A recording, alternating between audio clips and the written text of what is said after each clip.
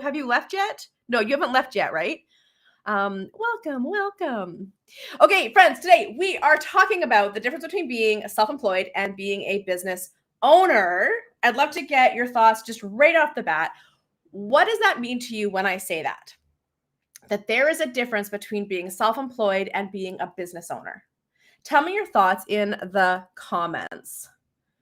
Meanwhile, let me grab my notes here. I got some good notes.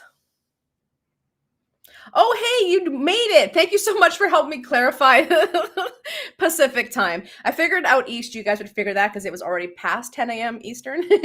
But yes, thank you. And welcome. How are you doing? I think this is your first shop talk, right? Welcome and hang out in the chats. We get lively in here. Whoops. Oh, I just had a WhatsApp open. Nice. Okay, Allison. Oh, you like the new platform, still adjusting to it, but also managing getting back into business mode. Yeah, especially after like being in writing mode. Yeah, welcome back to business mode. Sue, we got self-employed is like a freelancer. What else we got here? Biz owners have a team. Yeah. What are some other things that come to mind when I talk about the difference between being a business owner and self-employed? Oh, thanks. I thought you missed it.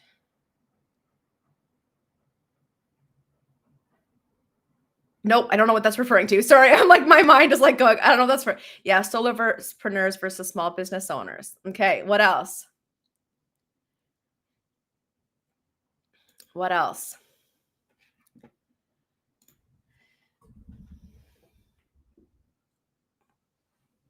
What do we got here? Allison, self-employed means you're doing work without a supervisor. Business owner means you are selling a specific brand that you've created.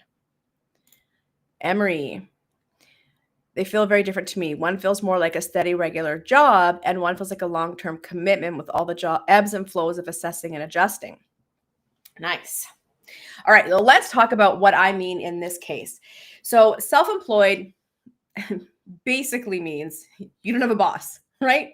You are your own employer and your own employee, right? You are self-employed. You are doing the work, right? Business owner, that more refers to when you are running a business where more than likely other people are doing the work, right? Or even if you are doing the work, you have other people who are supporting in different roles, whether it's an admin, operations, the accounting, marketing, whatever, right? So it is the difference between you doing everything and especially delivering the work, and you having most likely somebody else delivering the work, and you're more in that role of CEO. You're guiding the ship. You're looking at the bigger picture. You're doing the bigger picture activities, right? So I always like to think, I used to ask this question in a different way, but since my surgery, now I ask it this way. Imagine you had to get emergency spinal surgery and you had to take 3 months off work. Would your business keep going? Right? Would your business keep going without you? Are there people there who would be able to deliver the service or the programs or products? Are there people there that would be able to keep the lights on? Metaphorically speaking, right? Or would everything stop? Would customers and clients no longer be served, right? Would marketing stop? Would growth stop? So when you think about your own business, right? And I still say business because it's what we're building, right? When you think about your own business, is everything reliant on you? Or if you were to have to take 3 months off to recover from a surgery, would things keep going? More or less, right? Tell me in the comments. Rebecca, I don't feel like a business owner. I'm just doing things day to day to pay bills and keep a roof over my mind and my cat's heads. Yeah. And that is often what happens, right? When we are in sort of the self-employed space, which by the way, is very normal. And that's where we all start usually. If we're in a service-based business, an online business, digital products, that kind of thing, we mostly start as self-employed, right? So we are in the day to day. We are delivering the thing, doing the thing, showing up for the thing, right?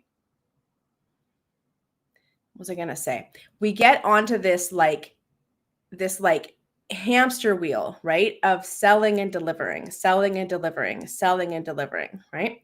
And so in the beginning, that's normal. That's what we do. That's how we learn about our customer, learn about our own proprietary systems and processes, right? How we get better at what we do. That's the market research. That's building out the infrastructure of our businesses. But if we stay on that hamster wheel, we stop growing after a few years, right? We really stop growing because we can't, you're only one person, right? You can't really scale. You can't elevate and do more. You're just stuck on this hamster wheel, right? And so we have to start thinking about how we are also expanding out and not just doing the sales hamster wheel, but how we are really growing a brand. We're growing our connections, right? We're growing our visibility, right? And then we're taking that money that we're earning and not just spending it, right? Or just necessarily reinvesting in the business. Yes, we want to reinvest in the business, but we want to think about where we're reinvesting to help us scale, to help us grow. And so one of the questions I would love for you to ask yourselves right now is, and we're going to talk about different types of businesses and different types of scaling in just a second, but I want you to think about what kind of business do you want, right? And this is a conversation, by the way, that can be almost irrelevant. It can feel irrelevant to somebody who's brand new, because we get really focused on the delivering of the thing, the doing of the thing, right?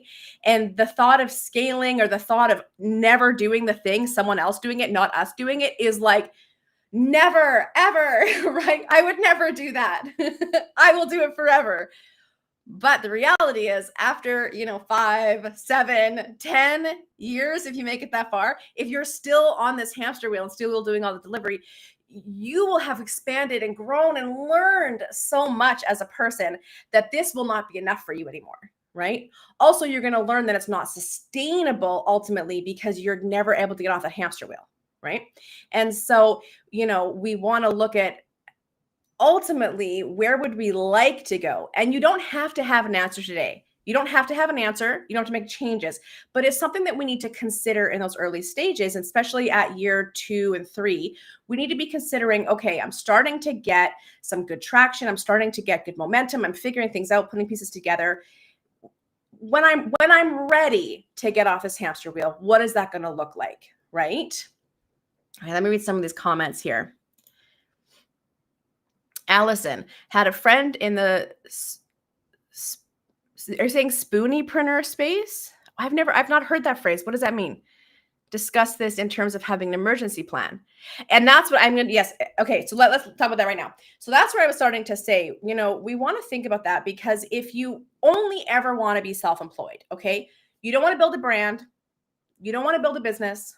You don't want to have a team or subcontractors. You just want to do the job and go home. I think of people like service providers, like, bookkeepers or accountants, or maybe even someone that is marketing or builds websites. They're doing maybe some done for you service, and that's all they want to do. They want to show up, do the work, go home. They happily take referrals. They got a good referral business, and that's all I want to do, right? That's fine. That's great. But when we talk about emergency plan, then we have to also be considering, how am I making sure that I have money going away in case there's an emergency, right? And I can't work.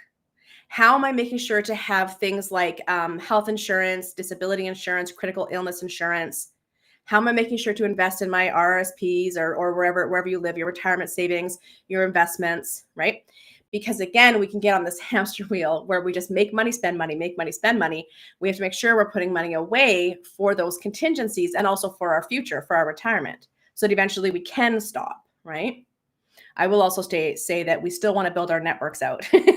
and who knows, even if it's, let's say that you're a bookkeeper and there's something that happens and you can't work for a few months, if you've got good connections and networks there, hopefully you can have someone that can come in and help you, right? So we still want to be building our networks.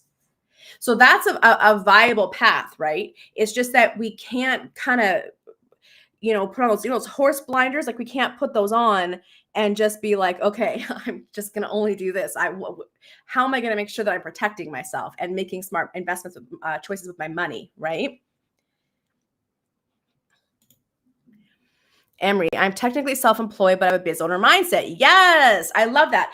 And that's the thing, right? Because everyone, I mean, unless you're unless you've got like a team and founders and you have startup capital and you're starting a tech company and you're hiring staff right away, like, you know what I mean? That's a different business model. But if you're a service provider, a coach, a consultant, you have an online business or sell digital products or programs, that space, you are almost always going to start out as self-employed, and you will most likely be there for 2 to 3 years before you are able to start scaling your offers and then eventually scaling your business as a whole. And that's just because you're figuring it out. You're putting the pieces together. You're learning, right?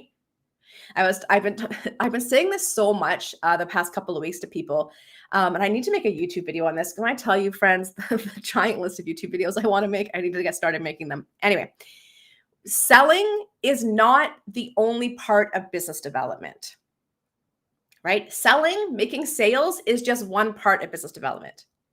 But there's also building your brand, building your visibility, building your connections, building your online, your email community, your long form content, right? Like building all these elements, your behind the scenes infrastructure, processes, right? That's like business, but the business development side of things, how we develop new business, it's more than just sales. It's also opportunities, it's networks, it's connections, right? So having a business mindset is really important because you're going to be a solopreneur for a while.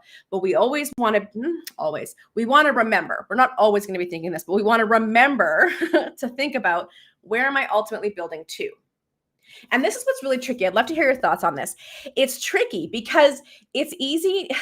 It's easy to slip into, this is where I'm going, this is where I'm going, this is where I'm going. And then we start like living in that space and not attending to the smaller things maybe we have to do here, maybe the annoying things, the tedious things that we have to do here, because we're thinking, but I'm going here, but I'm going here. It's like we need to know where we're going, but we still have to be here in what is in front of us, what we have to do now. Does that make sense? Yes, you too. Yeah. Most people are going to be self-employed. That is how it starts. Right? That's how it starts. Allison, trying to make things more automated with the book and watchable master classes. I've got some automated things set up, looking to create more. Coaching services are dependent on my availability. Yeah. Nice. Do my best to shift into business owner. Yes. Spoonieepreneur. Yes, that's so good. Those are my people. How have I never heard the phrase, Emery? You've been holding out on me. What is this spoonieepreneur? What is the spoonieepreneur? Like, I understand spoons and the spoons theory, right? I use it. I live it. But what is a spoonieepreneur? Spell it out for me. Allison, yes, people with chronic disabilities often refer to themselves as spoonies. Yeah, doing spoonie theory. Yeah, focuses on creating sustainable work that keeps going even when you can't. Yeah, there we go. Fantastic. Great. You don't have to explain it. I got it. There we go. And that's not just a spoonieepreneur, that's a business owner. We should always be thinking that. If I can't do this, who's going to do it, right? How's it going to work, right? Jessica, it's so much stuff to get done. Whoa, when I work on one thing, I forget about the other. Yes. Oh, yes. Yeah. And like, I don't think that ever ends. Unfortunately, I mean, honest, I don't think that it ever ends. I think we get better at prioritizing. We get better at having a wish list versus a must-do list, right? Would be nice if I could, but this is what I need to do.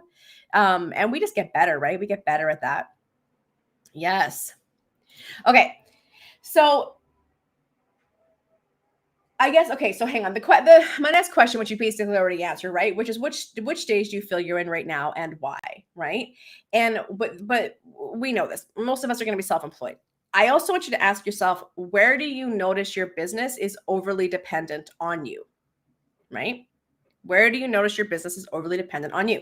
If you do done for you, done with you, right? Any kind of coaching, consulting, even if it's a digital product or online delivery of some sort, like, where is your business dependent entirely on you?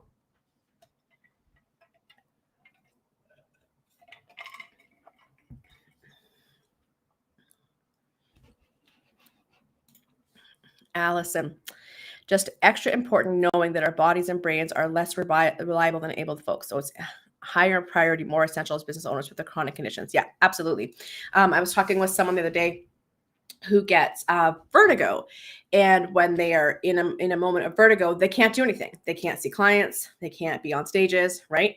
And so if that's a reality and you've got something, this is probably the wrong word, Allison, you can correct me, but if it's not something that you're able to control, if it's not something that you can predict, right? If you know what I mean, um, which means you're kind of at the mercy of whatever this chronic condition is, then we've got to consider that, right? As business owners, how am I setting up a business that is not reliant on me showing up to do a specific task at a specific time? Because if I can't, then that's my reality. And how can I set myself up or my business up to be able to still serve customers, clients, obligations? Maybe you got a speaking gig or a workshop to do, right? Where it's not entirely dependent on me, right? You know, and I'm such a big believer in where there's a will, there's a way, right? Where there's a will, there's a way. I think the other sort of like pitfall that entrepreneurs can fall into is if they believe that they're the only one can do this thing and they have to do all the components, all the pieces, all the parts, it's going to be hard to find a creative way out of that out of that situation, right? We have to let go of, I'm not the only one that can do this, so who else can do this, right?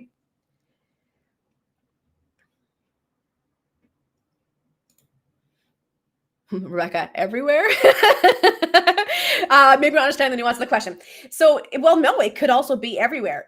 Let's maybe reverse the question. Is there anywhere in your business that's already automated or someone else is already doing it and it doesn't rely on you? Right? So, for example, you might already have like sales funnels in place. I'm not sure. Remind me what your best business is, Rebecca. Like maybe you already use online sales funnels. And so you're not really a part of the sales process anymore. The sales happen automatically, right? Or I don't know. I'm going to start with that example. But think about, is there anywhere that's already running without you? Someone else is doing it or you got automation set up, right? And if not, if it's all on you, well then make a list, write it down, right? Because at the end of this, I'm going to be asking you guys, what is one small thing that you can start doing today or this month to start to move towards some sort of automation or getting some delegation, some outsourcing. Not that, again, I'm not asking you to make changes. I just want you to start thinking about where you can move towards, right? Yeah, everywhere for now. I mean, that is how it usually is, like everywhere.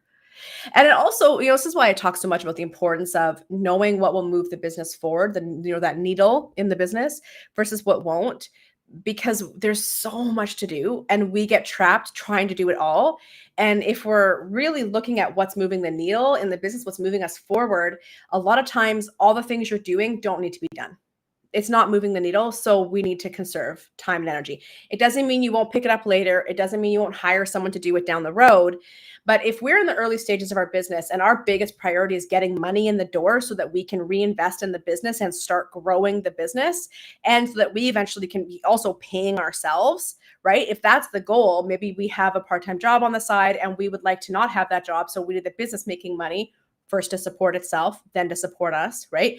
So if that's the goal, you really got to be kind of like brutally honest with yourself about what it's not moving the needle that you can just stop it, because you're also not going to, you're going to grow very slowly if you are always burnt out because you are wasting time, money, and energy on things that don't matter, right? You don't got to do it. Emery, currently there's no business without me doing everything. It's still just too early in the process for anything to be delegated and automated. Yes, exactly. Emery, there are some things you can be automating for sure. But yeah, because you're like a year. Are you a year yet? Like I remember I said your first 3 years. Your first 3 years, you're most likely not moving into scaling business territory. Like you're not there yet for the first 3 years. You're still just putting the pieces together and figuring it all out, especially if this is your first time doing like in entrepreneurship. So that's what I mean when I say it's not like this is a very this is where most people start in these kinds of businesses, right? But let's just become aware of, okay, what can I be automating? So for example, Emery, when I say to you, oh, there's things you could already be automating, think about that. Look at your sales process, at your onboarding process, your content process. Look at those things and go, where could I set up some automations where it's going, like things are triggering and happening automatically without me being involved? A lot of times it's even in the sales and onboarding process, a lot of things can be automated there. Yeah. And I mean things like, your welcome email sequence for new clients, or, when someone books a call, there's a welcome onboard, a welcome warm up nurture sequence that they get beforehand. And so then you do the call and then there's a follow up email. Like these things can all be more or less automated so that it's just less repetitive. Like, let me write this email again. Let me do this thing again. Let me do this thing again. Right. And also, if you've got a really good onboarding sequence, like a pre-sales call nurture sequence, client welcome sequence, ongoing work sequence. Once we're done, our work wrap up sequence. If you've got a good sequence there, man, that takes so much just like admin off your plate. It's pretty freaking fantastic. Okay, Jessica, I have some passive income that's out there, but not enough to keep going. Almost everything is dependent on me. Yes. So Jessica, is the passive income, tell me if you want, tell me what that is. And are you wanting more of that? Are you wanting to create more sales around that? Is that a direction you're headed? And just a quick reminder too, friends, when we talk about passive income doesn't mean it's money that just automatically comes. Passive income, generally what that means is there is something that generates revenue that's not dependent on you physically being there to do the thing, right? But you still have to do the marketing, right? You still have to do the activities that get that thing in front of the right people and move them through a sales flow, right? Alana, everything except for the website and IT. At this stage, I don't even really know how to make everything less dependent on me. Okay, I think that you might get some insight when we go into different ways that you can scale up, okay? So let's put a pin in that. Allison, I really need to set up more automations, client journey processes so I can have it flow more easily. Yes, okay, make a note of that. That's something you can start chipping away at this month and next month, right? And please remember, friends, anything that you come up with today as an idea to do, I do not want you to stop doing business development to do this stuff. This can work. I always kind of put it in my brain as if it doesn't already exist and I'm not already doing it, 2 more months isn't going to make or break me or my business. So I can take my time to get it set up. I don't have to put everything else on hold and stop growing to do this thing. Does that make sense? I'm not just a cautionary word to anyone listening, to anyone that falls into that trap. Allison, you've got it. The disability community needs to have backup plans for our backup plans with everything. It's exhausting but vital. Both creative thinking, we find the solution. Yeah. Do I want to share this? I'm gonna share this. This makes me feel sick when I think of sharing this. Vulnerable. But I mean, it's out there already in my old content, so you would find it if you wanted to know. So one of the conditions that I manage in my life is bipolar disorder, and there are times where and I control it through a lot of like I through very regimented living. My sleep is a priority, lots of physical activity and exercise, right? Like certain activities I avoid and certain ones I do, certain, media I consume, certain stuff I don't. I have a system for how I manage it, right? I developed that in my late 20s, early 30s. I really kind of mastered that. So I've got my living down to a way that really supports me. However, that being said, sometimes a manic episode comes on, sometimes a depressive episode comes on. And so I have to navigate that in my business, right? I remember once I was doing a really fun launch for something, and I got hit with a manic episode. And I was like, well, crap. Because the thing for me is I'm never going to sacrifice my mental health. I don't mean if I'm a little tired, I still have to show up for a workshop, I'll sleep after. I'm not talking about that. I'm talking about when my mental health can go to extremes. I don't sacrifice that for my business. So I was like, well, I guess this launch is kind of going to suck because this cowboy is going to bed. The first thing I need to do when I'm getting manic is I need to clear my schedule. I need to sleep, clear my schedule, hide my credit cards, and I need to sleep. Right. And so, that's one of those things where my business thankfully is set up that if I have to clear my schedule, I can more or less do that. I just reschedule people around, right? That is the way that my business works. Sometimes there's speaking gigs and things I can't avoid. For example, after I had my surgery, I had already been booked to do a panel. I was hosting a panel with a bunch of my business friends for Vancouver Startup Week, and I could have canceled it. It would have been fine. but I didn't want to. So, I took my pain meds and I showed up, and it was I wasn't the hostess with the mostest at that time. I was a little bit foggy in my brain, but luckily all my panelists knew what was going on, and they really carried the show, and we had a fan freaking tastic panel, and then I went home to bed. No networking after. Oh no, wait, that's not true. I was interviewed after for a video, which I still haven't seen. Anyways, but then I went right home to bed. And so it's these things of like, when we are dealing with life stuff, with health stuff, there are times where we might have to disappoint ourselves, right? Disappoint others. We have to put our business on the back seat. And again, yes, that goes for chronic illness. That also goes for everybody, because if you're a parent and your kids are sick and you have to do something, or there's a death in the family, or something, political happens and it throws you, you know what I mean? Like maybe there's a financial thing. So there's so many things that can throw us. And, again, like when we're in that self-employed track, yes, that stuff is going to affect us, and we might have to put things on hold. That's also why I say, if your business isn't able to financially support you yet, you really do need to have a source of steady income as much as possible, even if it's part-time steady income, because life never stops throwing curveballs at us, and our businesses aren't built in a bubble, right? Where it's like everything is perfect and it's going to go great. So whatever is going on externally or internally, we have to kind of consider that. I know it's not really part of this conversation necessarily, but I just kind of want to say that, like, shit happens, and we have to be able to roll with the punches, right? And the more that we are able to set up these fail safes, these automations, these systems, right, and get things off of being reliant on us fully, the more secure our business is to also weather our own personal storms. Does that make sense? I know that was a little bit off topic, but tell me what your thoughts are. I give regulatory and quality advice to life science startups. Oh, okay. So they don't get in trouble with the government. Yeah, that's a good thing. Nothing is automated. It's all very hands-on.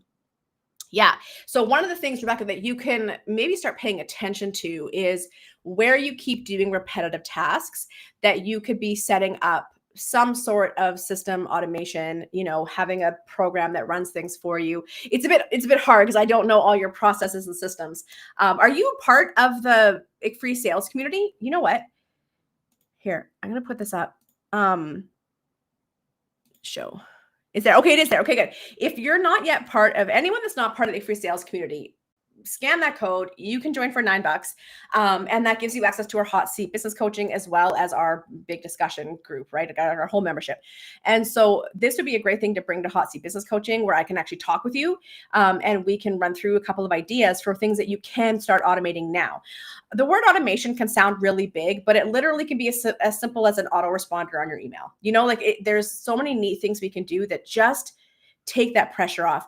Even like hiring an admin assistant or a VA who can manage your calendar and your emails. If you even had someone who was coming in 2-3 hours a week, right? It's not that big of an expense. That would be maybe one of the first expenses I would consider. Hire, like earning enough money to hire a VA at a 2-3 hours a week. Even just that, because I'll tell you, anyone here ever had an email you needed to respond to, and it probably would take you 2 minutes, but you get stuck in the thinking, well, what should I say? Well, what about this? What about that? I have to check the calendar. Or maybe you have to shift an appointment because something has come up and you can no longer go to this appointment. And you're sitting there thinking, okay, what am I going to say to this person? How am I going to do this? And where am I going to shift them? It can take us hours to mentally go through the gymnastics to do the thing we got to do, and then actually do the response or the action. Whereas a VA can do it in 5 minutes. And so 2 to 3 hours a week that an admin assistant, a VA, comes into your world, even if it's like uploading things or downloading, like dispersing stuff, sending an email, whatever, like what they can do in 5 saves us hours. And so 2 to 3 hours can save us like 10-20 hours a week because of all the stuff that goes up here, right? So that's another thing that we could potentially be looking at doing. Okay, Alana, I've got a few automations set up with booking meetings and my coaching pipeline. And those automations still involve a click and drag move into the right automation. So it's less active work. Love that. Yeah, love that. There's things that I have too as well that I still manually do it, or I have someone else manually do it, but it at least gets it set up and primed. So it's just a quick click. The other thing too is like writing out your own like order of operations for these things. Like that's another thing where it's like, if it's something that you do rarely, so maybe it's not worth paying for some sort of automation software or paying someone to do, but you still have to think about the process every time. Give yourself a little cheat sheet, stick it on your wall. Okay, this. It's like how many times I have something, like I'll always include links or addresses or whatever in my calendar. So when I get to it in 3 months, I go, oh, perfect. Here's all the information I need, right? Give yourself little cheat sheets. Allison, my master classes are automated. My books are ready to order by Amazon and Barnes and Noble. My primary responsibility with them is marketing. Yeah, you're going to be in marketing, visibility, speaking, like, getting it out there. Collaborations. You can even look at where you're doing like partnerships, like where maybe somebody like buys in bulk to distribute to a community, an event, a program that they've got, right? Partnering with potentially like medical professionals, right? Like mental health professionals, anybody that works with your audience. Like there's so much you can be doing in terms of partners, collaborations, and then of course your own visibility, right? Allison, I have a couple of online courses that are also automated other than the marketing. Love it. Love it. Emery, can't afford to delegate. If my earning was higher, I'd already be paying at least 2 people. So if you can't delegate, which is normal, right? Then we have to look at where we can automate. Where can we set up automations, right? And friends, I'm going to say this, and I don't want it to sound harsh, but I do want to give folks a bit of a reality check, but I don't mean it to sound harsh. I don't want it to sound defeating, but a bit of a reality check. If you don't have money for your business, you have to make money, which means you have to sell, or you have to have a reliable income to invest in your business. Because your business, you're going to have to invest in your business until your business can sustain itself. You can get a loan, right? If you want to get a loan, a line of credit, but mostly your business is going to take money. And so you're going to need to have money to put into your business until your business can sustain itself, right? And then eventually sustain you. And where this can be kind of a hard pill to swallow is I think that there's this like aspirational dream that can sometimes get sold out there about just register a business name and put together some offers and boom, you're a business. But that's like you're a business when your business is making money and getting sales and getting visibility and getting customers, and that's the business, right? And so having the thing isn't the business. And so we need to prioritize selling. So that means we have to prioritize the activities that bring in customers, right? And if you don't know what those activities are, come join the $9 IC Free Sales community. The QR code is there. But if you don't know what those activities are, that is literally your only job. It's not to make more products and programs. It's not to go, and I don't mean to sound like I'm preaching. I'm just, this is how my tone gets, okay? But it's because as I'm thinking, and so sometimes when I'm thinking, my tone comes out harsh. So please forgive me.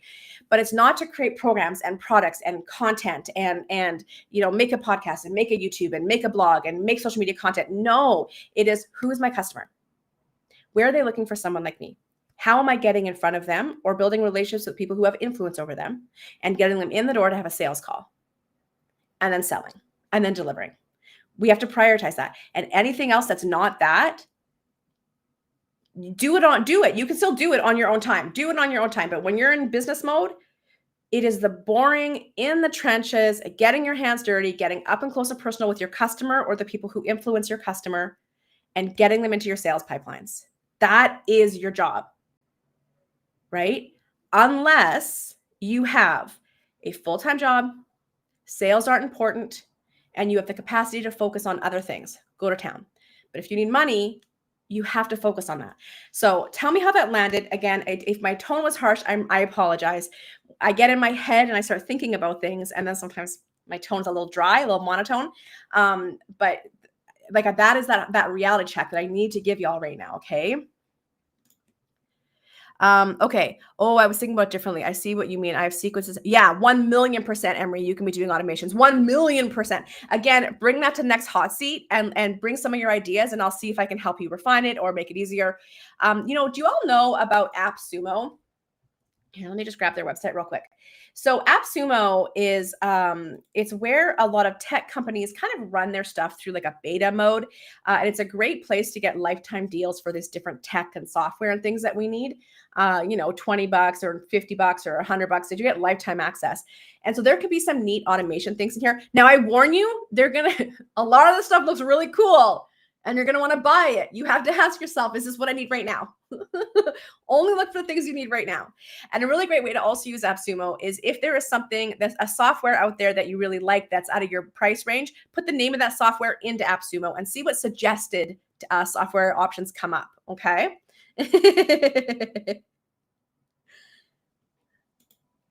All right, Jessica, I do want more passive income. I have YouTube videos that make money that have been out for a long time. I have some affiliate sales that just happen. I do have a blog, but no sales funnels. Interesting. Okay, so um what is your business? Like what is the core of what you do? What are your core offers? What are you selling and want to sell more of? Is it the YouTube monetization? Right? Is it more affiliates? Because then for you, it's going to be the content, right? Your business model for all intents and purposes is content creator. I get paid by other people, whether it's YouTube or other brands, right? Like through your affiliates. So then that changes. You're not necessarily, you're going to probably still be networking because you want to network with other content creators so you can do some collabs, potentially other brands and things to bring them in, to do some cool joint ventures potentially with some partners, right? Like content creator partners or other business partners, whatever, right? So you're still going to want to network. You're still going to do that stuff, but you're primarily it's going to be for you to figure out your sales funnels, get better at YouTube so you get more views, more advertising dollars, get better at the content of your YouTube to get more email subscribers and people into your sales funnels, right? It's all about figuring out what is it that I'm selling and how are people buying it. So let me make sure that I'm doing the things that's going to make that happen. And same thing. I can't remember, Jessica, if you're part of the $9 membership. If you're not yet, scan that code and come join us. Bring these questions to Hot Seat because then I can talk to you, right? And get more information. Do you suggest any software or AI to automate? Oh, that's too big of a question. And it depends entirely on what's being done, on what needs to be done. I can't answer that right now. If you have a specific thing that you're thinking about, you can suggest it or you can write it down. Yes, I homeschooled and my biz tends to revolve around that. Yeah, it can be hard to build my business a year or two here. My spouse is the one supporting us all, but he makes space for me to. Oh, that's so lovely. I love that. We love a supportive spouse around here. Yeah. So it's friends, again, just to say it, and then I gotta get back into the topic. I just want to say, also because my hair is so poofy, I need to get a haircut. Like my like fade has totally grown in, friends. I need a haircut. It was whenever I feel like a 70s newscaster with like the big helmet hair. Okay, so Jessica, there are so many things that your business will get you stuck in, and you already have a house and children, like a house to keep and children and a spouse and all these things, right? So that means you've got to get real, like narrow with what you're focused on. And if it doesn't move the needle, drop it. And even with a narrow focus, I mean, there might be 6 things that you want to figure out: your sales funnels, your YouTube content, maybe your collaborations. There might be a bunch of things you want to do. Just pick like one and just get it fleshed out, get it working, and then go on to the next one. I like to remind folks to stretch your business timeline out over years, not weeks, not months. Okay. It'll help you like shift that perspective so that you're really getting one thing done at a time or 2 things done at a time and really getting it worked out before moving on. Takes that pressure right off. Alana, can totally attest to the consequences of building a biz where the deliverable is all on one person's shoulders. Shit gets real shitty when that person can only perform the deliverables. Living it right now. Yeah. Oh my G, y'all need to know about Loom for making cheat sheets and SOPs. Yes, there's another one. Oh, what's it called? There's another one that literally, and maybe Loom does this, Alana. I can't remember what it's called. I will try to remember and post it in the IC Free membership community.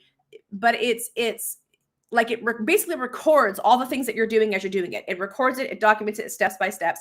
And then you can go in and you can like edit it. You can include screenshots. And then what's great is you can then take this. And when you hire someone, you can say, here you go. Here's the process, right? Or you can use it.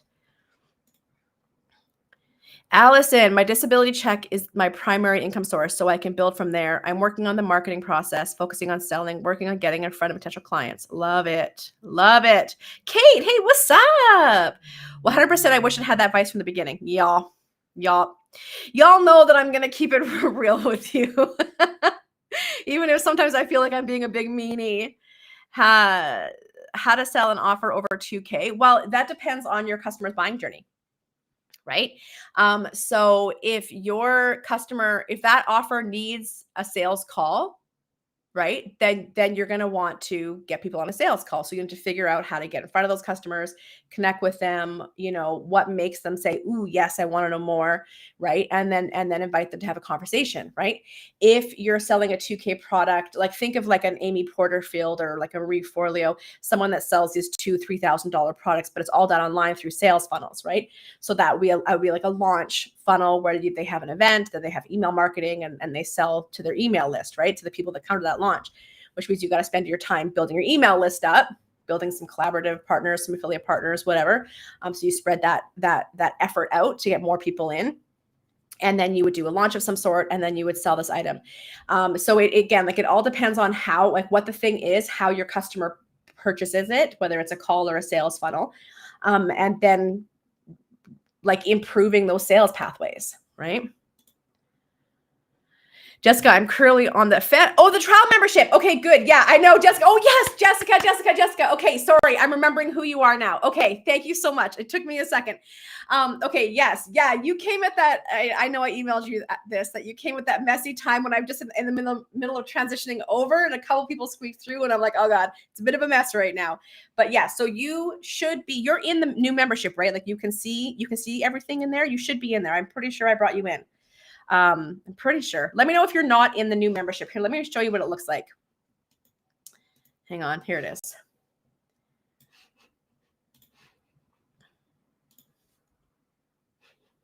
Entire screen. Okay, so you should be able to see this. Yeah. So if you are not in this, please let me know. Okay. Okay. What do we got here? We've got is the AppSumo suggestions legit? So yes, sometimes I have heard, it's not happened to me yet, but I have heard that sometimes a company will close up shop. AppSumo does have a 1-year guarantee. So if the company goes like closes within a year of buying whatever thing you get, you will get a refund. AppSumo also has a 60-day no questions asked money back guarantee. You buy something, you don't like it, you just put it in for a return and they just return your money. Okay. So it is relatively risk-free, especially because the price is not like it's usually, $49, $59. They're not usually really expensive. And then what I find is a lot of times because they're in beta, there are future features coming, but it's sort of they're like, here's enough to get you going. And then they will, like I've got a few and they just kind of continue to improve it. Okay. Yeah. Hopefully that answers your question. All right, Jessica, partnerships are really doing well for me right now. It is one of my favorite things to do, but I'm also creating digital products because I don't want to depend on these partnerships. Okay. Interesting. Yeah. Yeah. And so if you're doing digital products, it's going to be sales funnels. How are you just getting better and better? How are your sales funnels getting better and better at converting, right? Oh, good. I'm glad that you're enjoying this. Yes, we have a good time. Can I tell you, man, I'm so bad at promoting our shop talk. Guys, I need y'all to promote our shop talks more. I just get bad at promoting them. Every month I'm like, oh, it's happening this week. Come join us. But we really do have so much fun together. Help me spread the word, friends. You're welcome. Okay, so let's talk about this elevating of our mindsets, right? We've talked a lot about, where we're at and some of the ideas we can do. If we think about elevating our mindset, a couple of questions I want you to ask yourself right now. When you imagine yourself as a business owner, what does your day look like? What does your day look like? And again, I want to reiterate, you're all business owners, right? You have a business. I'm not saying you don't have a business. It's just when we move out of self-employed into running the business, right? What does that look like?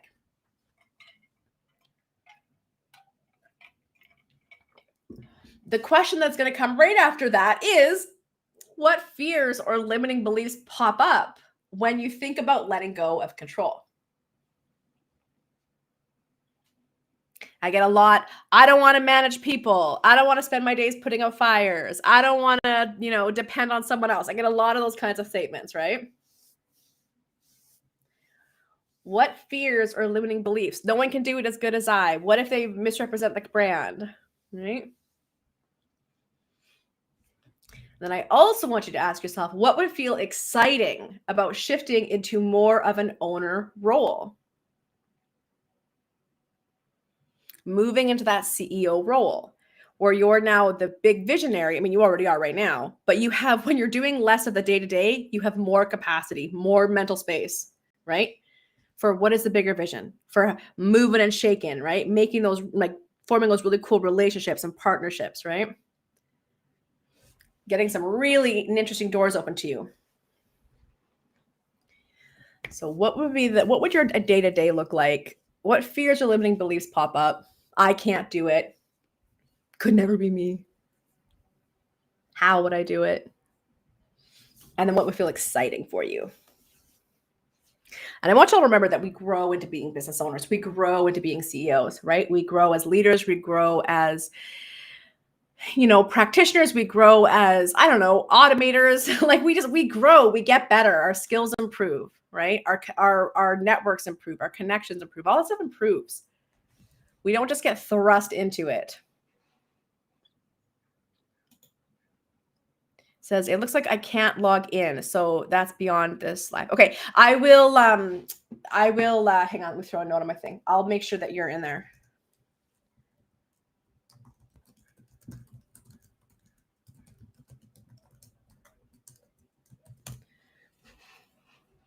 Allison, wake up, self-care, work on my business, have lunch, focus on next steps, then self-care and recovery, self-care, except when I have responsibility, like watching nibblings from afternoons. Amazing. What does the working on your business look like? What does that look like?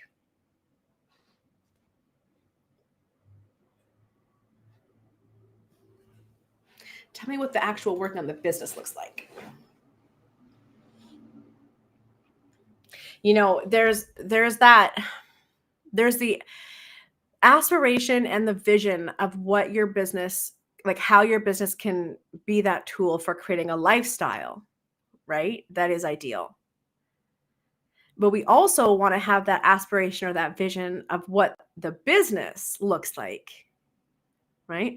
What do I want to be doing? Creating content, hosting cool group things, being on stages and speaking, right? Networking with cool ass people, sharing ideas. Like my stuff is all people focused and community focused and creating content. Like that's the stuff I just love, right? And having teams of people who are in the day to day, right? Doing the things, and I get to play up here on the creative stuff, right? I mean, ultimately what I want is somebody who will even just like run my operations. Like I won't even have to run the operations. They'll be doing it all. Like that's, I got a couple people in mind I can't wait to bring on to run my operations for me. And that, by the way, that's the person that oversees how everything's operating. They're managing people. They're making sure things are getting out when they're supposed to get out, right? Allison, I'm scared of overcommitting myself and letting people down. That's a big one. I hear that all the time. Yeah. Big one. By the way, it's just a fear. It doesn't mean it has to be true. But I hear that all the time. Yeah. I don't want to burn out. I don't want to overcommit. I don't want to let people down. I don't want people to rely on me and then I somehow fail and whatever. Yeah. I would love to still be able to create and connect with people no matter how big it gets. I want people to do all the behind the scenes stuff, help me prioritize, help me find connections. Yes. Yeah, absolutely. For now, scheduling, podcast, networking, and then the interviews. I know I need to also fix up my website stuff. I want to primarily be creative contact, speaking, primarily virtual. Yeah, love that. And that's so important, right? Because when we know that's what we ultimately want for ourselves, again, not that anything is going to drastically change today, but if we know that's what we want, we start looking at how we build our business differently. We start looking at the way we, the way we develop new programs or products differently, services differently, the way we network, like all these things slightly change when we know we're working towards this, right? And it can stop us from going the wrong direction, down the wrong path, right? So let's talk about the growth path, typical growth path, okay, that people are on. Hang on, I want to make sure I didn't miss anything. No, I think we're good.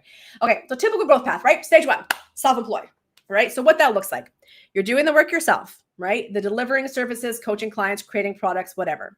Also, most things depend on you. You're learning your business inside and out. So that's where you're like learning, like literally sending emails, setting up email marketing systems, like doing your accounting, like you're learning the inner workings of your business. And that's the stuff that you'll eventually systemize, automate, outsource, right? Delegate. But you're learning that right now. You have to know what it is in order to get someone to do it, because you got to tell them what to do.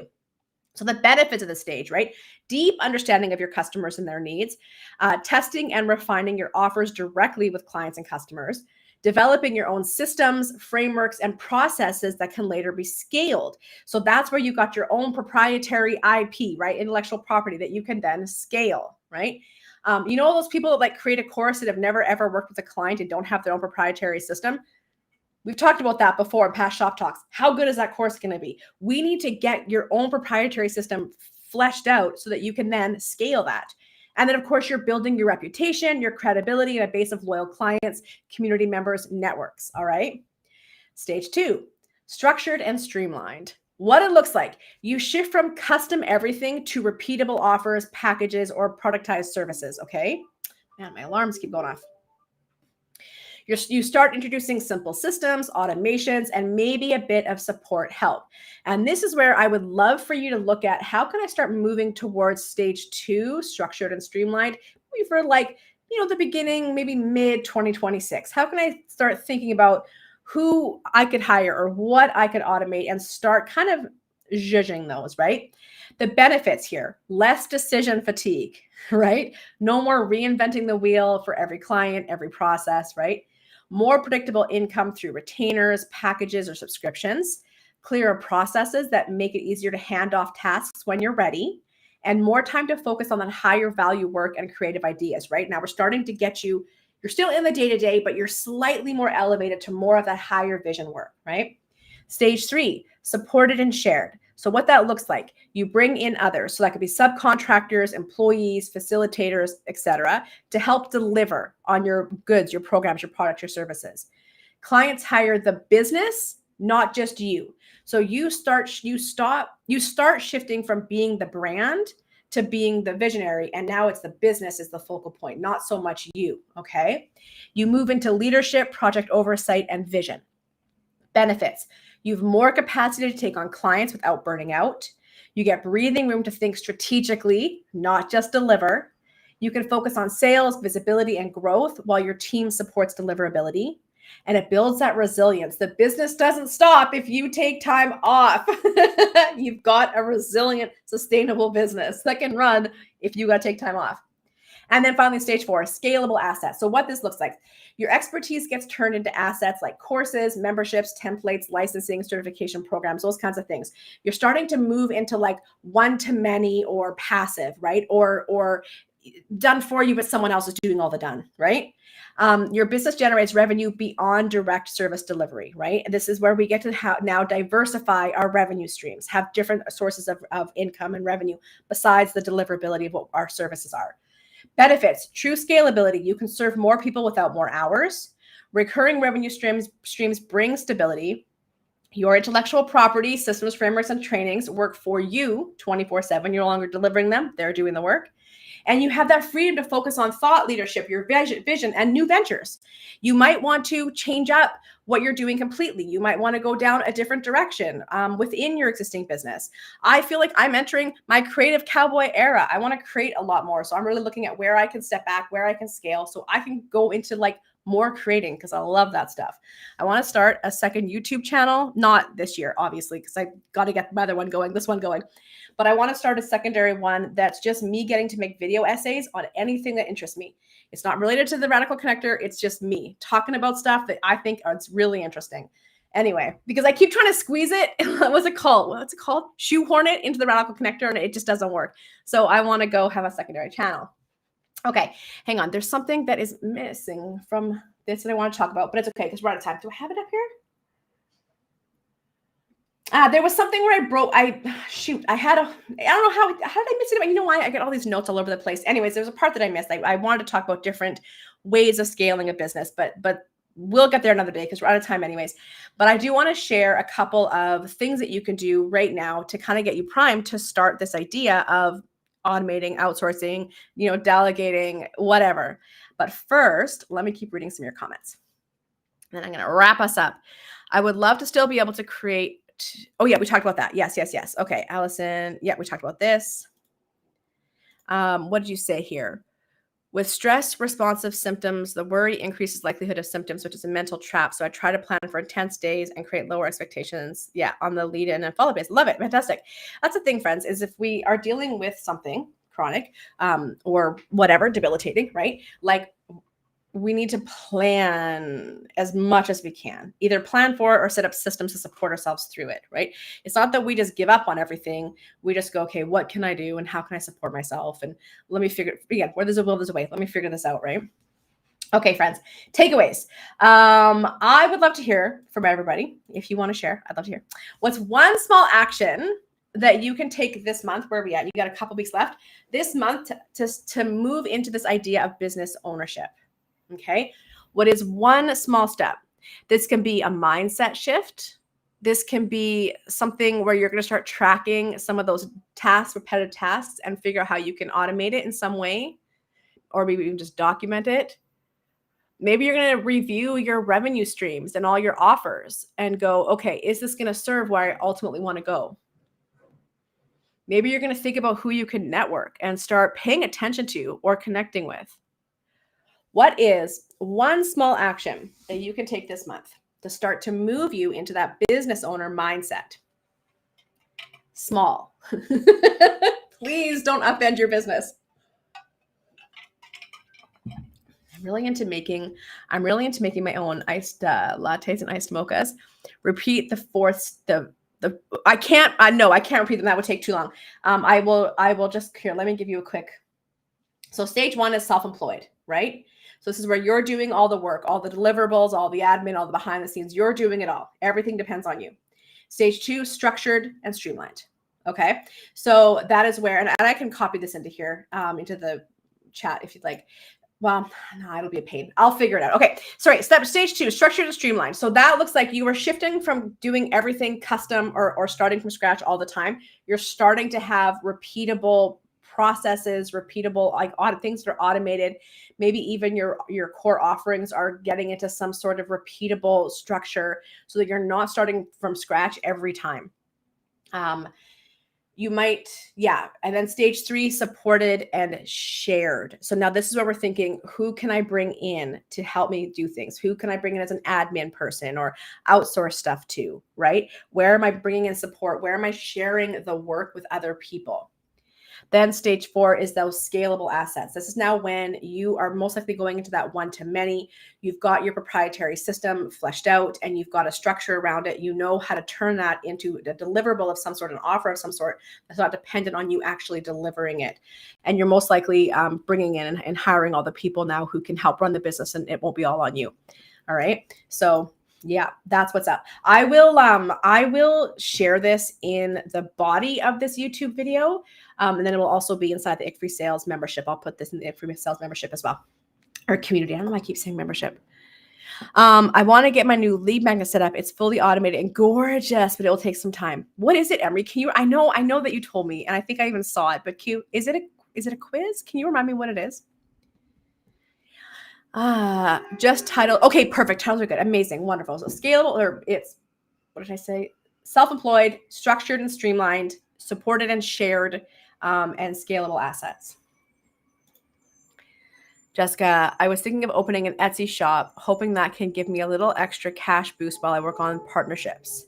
So an Etsy shop is a whole other business, right? So now you have to create things and then, okay. So an Etsy shop is a shop. It's like it's a place on the internet that exists, right? How are you going to get sales? Are you relying on Etsy showing your stuff to people? Are you going to market and promote things? One of the things that we can do when we're trying to make more money is we think of more things we can sell. Ask yourself, is making a whole Etsy shop and starting an Etsy business going to get you more sales? Or should you be focusing on getting more ad dollars from YouTube, getting more of your digital products being sold, how you can have better funnels, where you can get some visibility to get people on your email list. So again, Jessica, come to our next Q&A, or like our hot seat business coaching, and we can talk about this directly.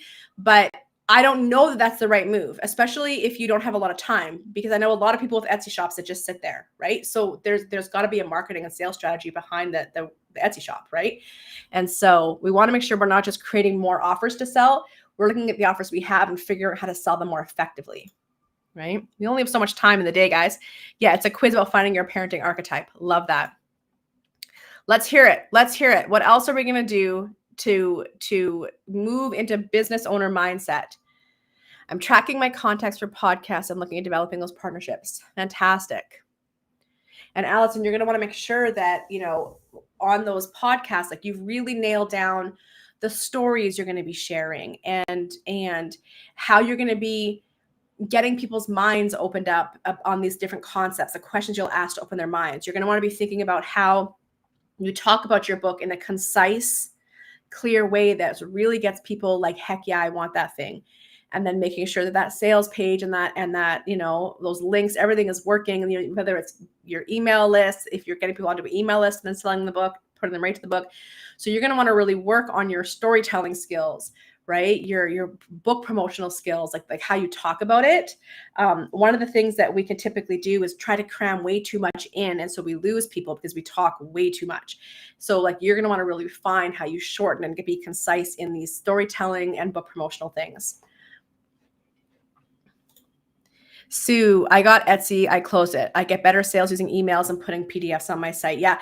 So like I said, starting an Etsy business is starting an Etsy. It's a whole other it's a business. It's a whole other business. So you would then have a YouTube business. You would have digital products business. You'd have an Etsy business. Like they're all different businesses.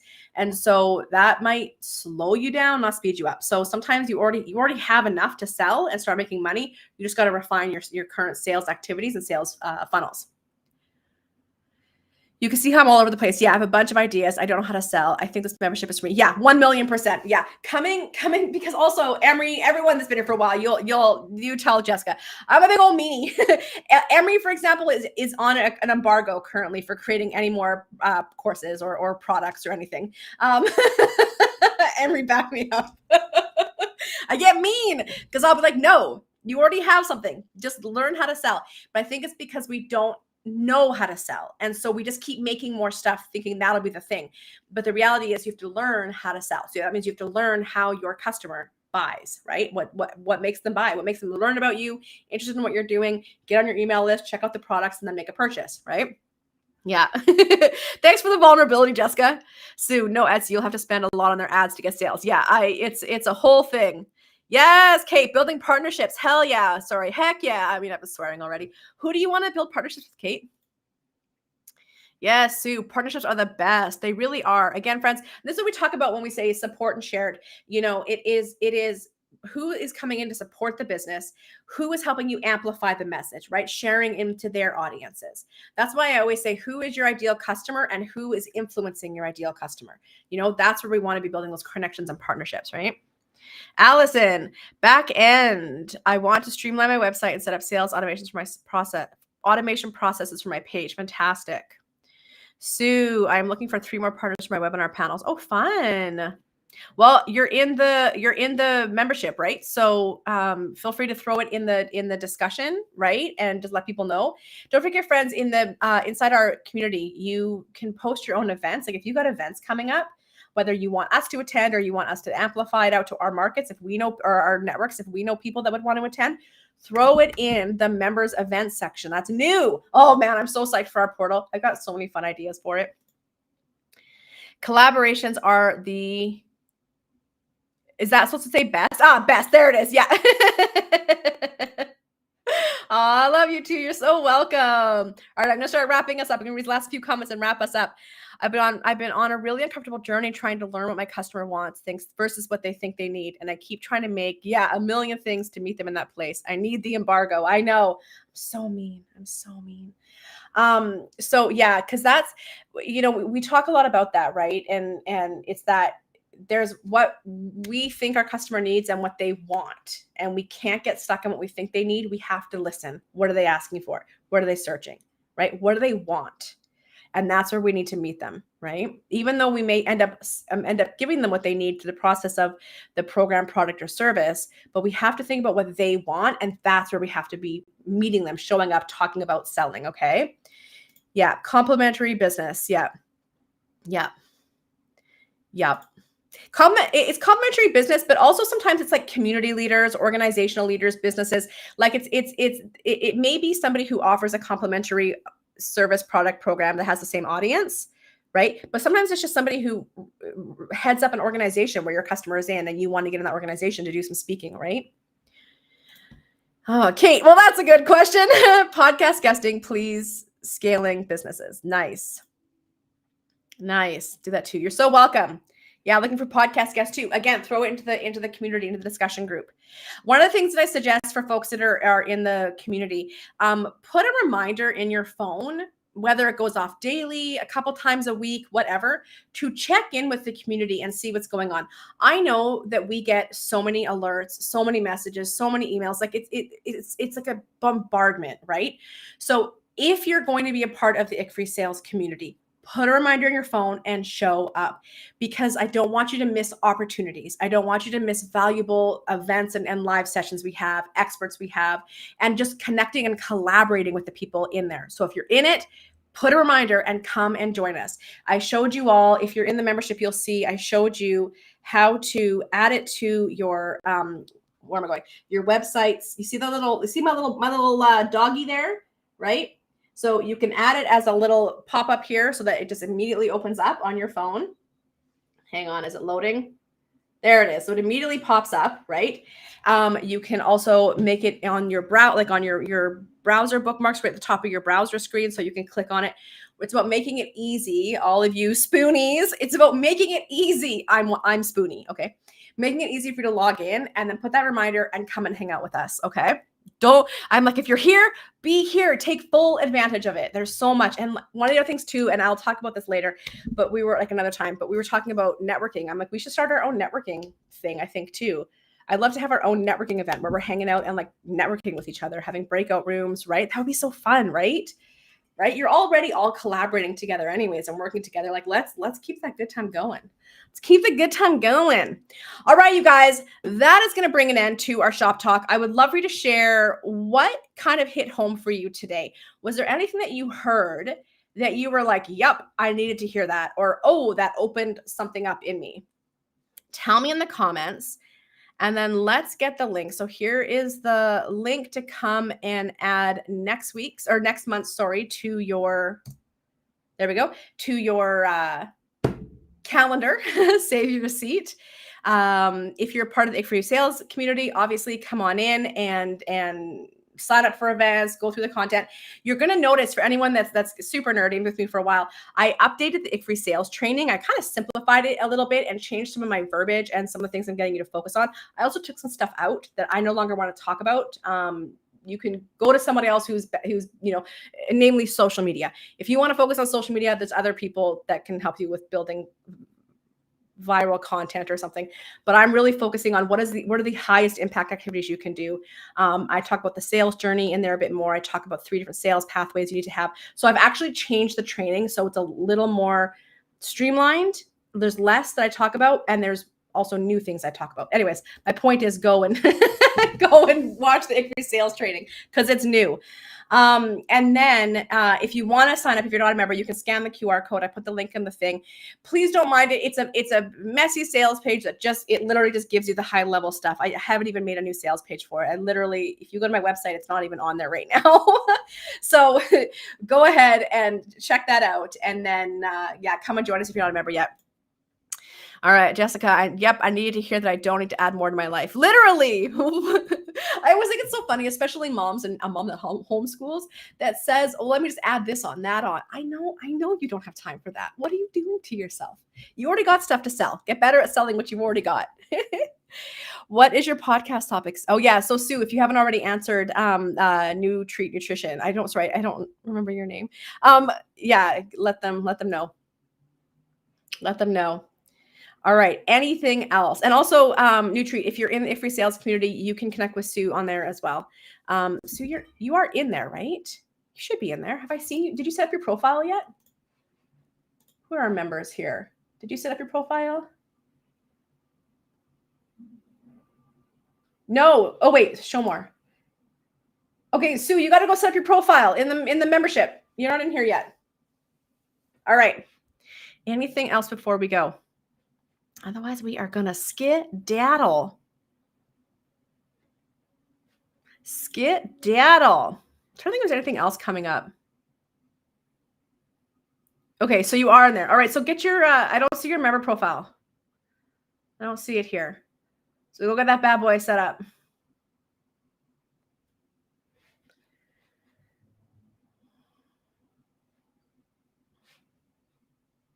All right. Oh, yeah. Okay, that's who. Oh, yes, the nutrition, of course. I don't know how I didn't put those two together. I'm so sorry. Yes. Yes. Yes. All right, you guys. Then that's it. If there's no more comments, we're going to say goodbye. Thank you so much for today. As always, I friggin' love our shop talks. They're the best. Please literally grab that link, share it with your business friends, tell them you need to come to these. They are so friggin' good. What is it called? What did I just say? Supported and shared. So let's you all be the shared. You go share this out with folks, and I will try to get better at doing it too. I will try to get better too. Yes, getting things set up in your community is one of my priorities this week. Yes, and I see you. I see you in there. And I also have heard that you've already been networking with some folks. So fantastic. Well done. Well done. All right, you guys, go be amazing. Thank you so much for today. Love you lots. Hugs and high fives. All right. We will see you in the membership, and then we will